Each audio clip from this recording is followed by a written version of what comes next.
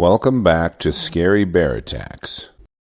Today's episode takes us to the beautiful trail system in the Chugach National Park, which surrounds Alaska's largest city, Anchorage. Just 20 miles south of the bustle of downtown, there is a mountainous hiker's retreat known as McHugh Creek Trail, which winds and climbs a little over 5 miles through dense brush to Rabbit Lake. The trail is crowded with very thick patches of ferns, devil's club, willow, and alder bushes, and at times hikers have to duck to get through. On the peaks you may see Dall sheep or mountain goats, and in the valleys spotting moose is very common. The dominant predators of the area include black and brown bears. By the way, this episode takes place just 10 miles from the location of another episode featured on this channel about Patrick Cooper, the 16-year-old boy who was killed in the Robert Spurr Memorial Race on Bird Ridge.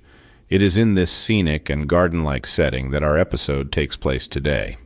Just after noon on Sunday, July 2nd, 1995, 77-year-old Marcie Trent was hiking with her son-in-law, 45-year-old Larry Waldron. They brought along Marcie's grandson and Larry's nephew, 14-year-old Art Abel, to spend some quality family time together enjoying the freedom of the outdoors. Larry was a popular saxophone player in the area and was training to run a marathon soon. His training partner Marcie was quite an accomplished runner. She had run in and completed over 70 marathons and logged over 70,000 miles running in her history. She had set a world record in the Boston Marathon in 1983 for the women's over 65-year-old category, as well as set a women's record in the Pikes Peak Marathon in Colorado. She was still as spry and competitive as ever, so the three set a pace that most people would have difficulty keeping up with, I am sure. Larry was leading the way, followed by Art, with Marcie bringing up the end of the small pack.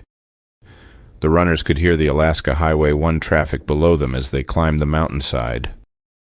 The trio were about 1.5 miles up the trail when they passed a particularly dense patch of brush that crowded both sides of the trail. Suddenly, Art heard the brush behind him violently erupt, and a brown blur emerged headed toward his grandmother. Marcie screamed in terror, and Art instinctively jumped off of the trail into a small ravine.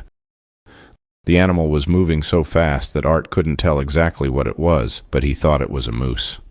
After a few minutes of solitary terror, he climbed back up to the trail and found his Uncle Larry, who told him to climb a tree. Larry stated he would be back and began anxiously jogging down the trail toward Marcie. Art climbed the nearest tree that would allow it and waited to hear back from Marcie and Larry with trepidation. After hiding in the tree for about an hour, neither of his relatives had returned to Art's location. Jim Blease heard Art's cries for help from the trail. Art explained that his relatives were attacked by a moose.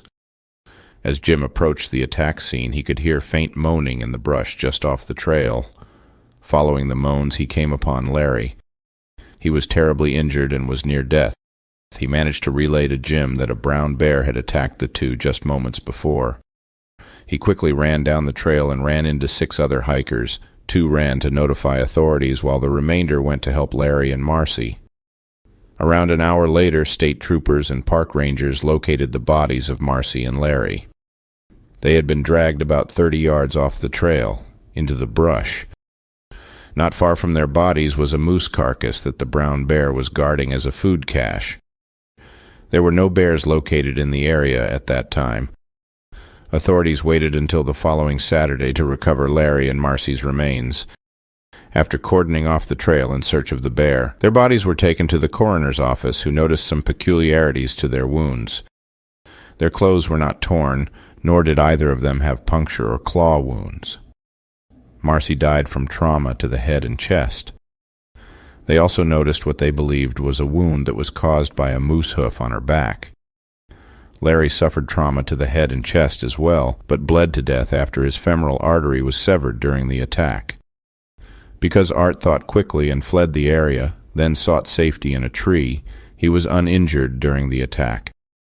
He was left so traumatized by the event that he stuttered when spelling his relatives' names to authorities. Stephen Herrero, a professor at the University of Calgary, tracks all bear attacks since 1900. He says that fatal attacks occur about once a year in North America. He states that this attack was unusual due to the fact that 2 people were killed. Herrero also stated that bears will often run off if they know that people are nearby.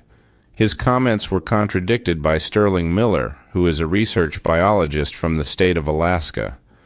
Miller states that when a bear is defending a food cache, they are frequently not deterred or scared away by humans. Experts state that Marcie and Larry were victims to a rare combination of factors surrounding their deaths. The bear that attacked and killed Larry and Marcie was never found, and authorities declined to randomly kill bears. They want conclusive evidence that the bear they killed was the same bear that killed Larry and Marcie. It is not only the brown bears along McHugh Trail that have had a history of exhibiting aggressive or dangerous behavior toward humans. On June 2nd of 2003, Jim Leslie was hiking while other families enjoyed barbecuing nearby when 3 black bears began to follow him. He had run into bears from time to time and had seen them disappear in panic at the sight of a human, but these bears followed him at a distance of about 100 feet. They were not scared of him at all, but kept their eyes focused on him as they quietly closed the distance between them and Jim.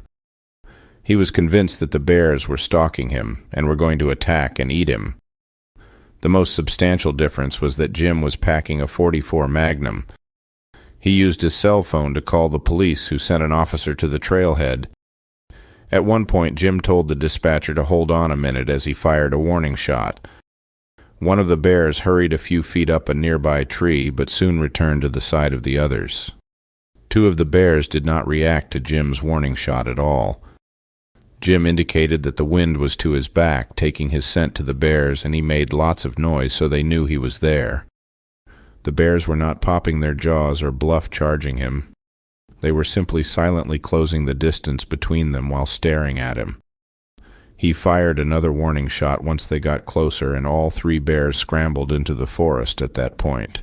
The attack on Marcie Trent and Larry Waldron was the first fatal bear attack in the 25-year history of Chugach State Park. Authorities acknowledge that there is an unknown but high number of black and brown bears in the park, which abuts the city limits of Anchorage.